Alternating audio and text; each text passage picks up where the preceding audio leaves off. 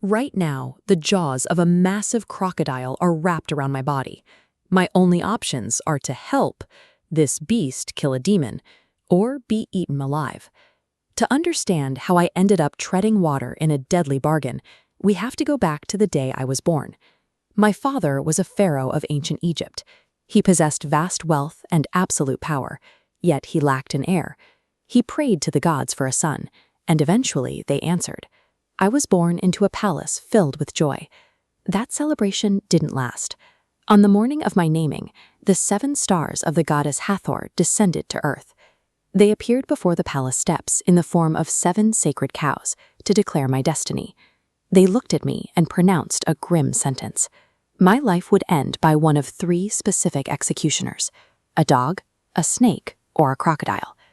Predicting a child's doom strips away his agency. It turns a royal life into a long, gilded countdown toward an inevitable execution. My father refused to accept this verdict.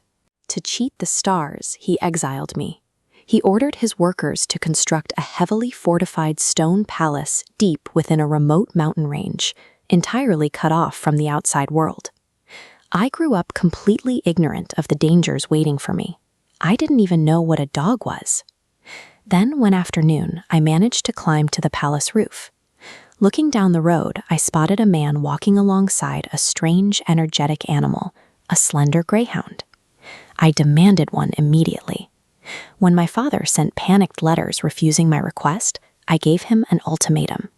I would throw myself off the roof to escape my captivity if I could not have the animal. He surrendered and bought me a puppy.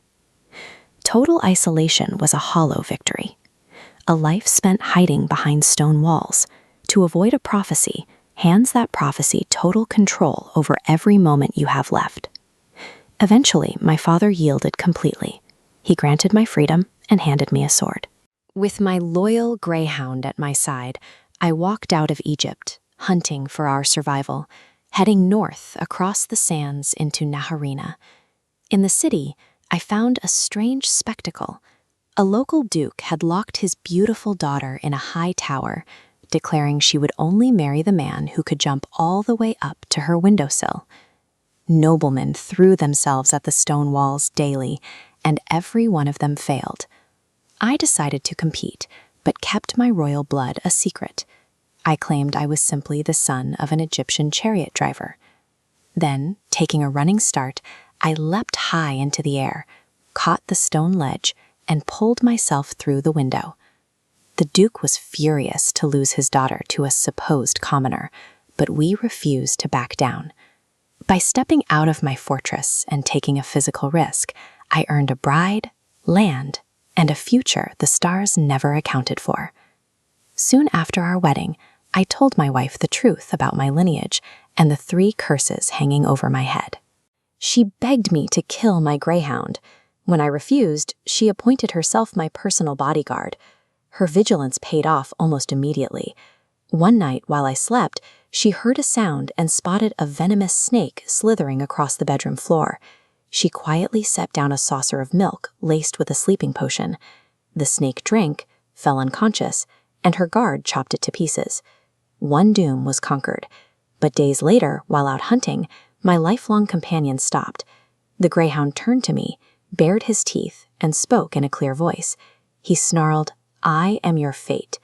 My best friend lunged at me. I sprinted toward the nearest body of water, knowing the dog despised swimming. I plunged into a deep lake to escape his jaws. But outrunning one executioner only delivered me to the next. The moment I hit the water to avoid the dog, I was trespassing in the territory of my final curse. Which brings us back to the jaws. An ancient crocodile surged from the depths, clamped his teeth around my body, and dragged me to his island. He looked at me and said, "I am your fate." But the beast offered a loophole. A rival water demon was terrorizing the lake. If I helped the crocodile kill the evil spirit, he promised to let me go. I gripped the hilt of my sword. I braced my feet against the mud, locked eyes with the water, and charged to meet the demon. And that is exactly where the text cuts off.